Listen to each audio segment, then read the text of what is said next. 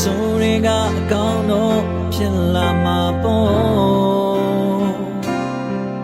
ဒီလိုပဲအစင်ပြေသွားမှာပေါ့ကလေးလေးမျောလင်းချမ်းတွေမမင်းနဲ့နော်ရာရာဟာထင်သလောက်တော့မဟုတ်ဘူးအားတင်မနော်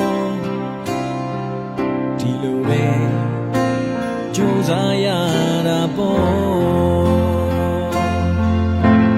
လိုချင်တာတွေမရသေးတဲ့ချိန်လိုသူတွေကိုတစ်ချက်လောက်ငဲ့ကြည့်ပေးတရားတွေကိုရေတွက်ထားကလေးလေးအတောင်ဆုံးလာရင်တနေ့နေ့ရောက်မယ်လေ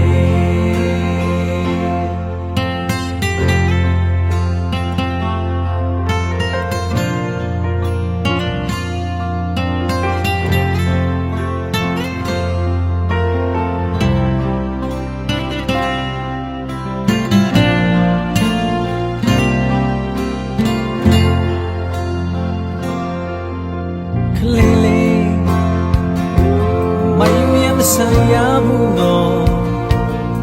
ရာရာဟာရောင်ပြောင်းလဲလုံးတော့ဆုံးချင်မှဆုံးအဖြူရောင်လေးဖြူစင်လုံးနေလုံးကလေးလေးမျောလင်းချက်တွေမမင်းနဲ့နော်ရာရာဟာထင်တဲ့လောက်တော့ဟုတ်ဘူး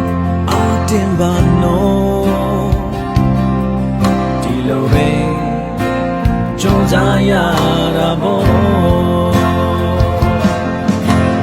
လုံးချင်တာတွေမရ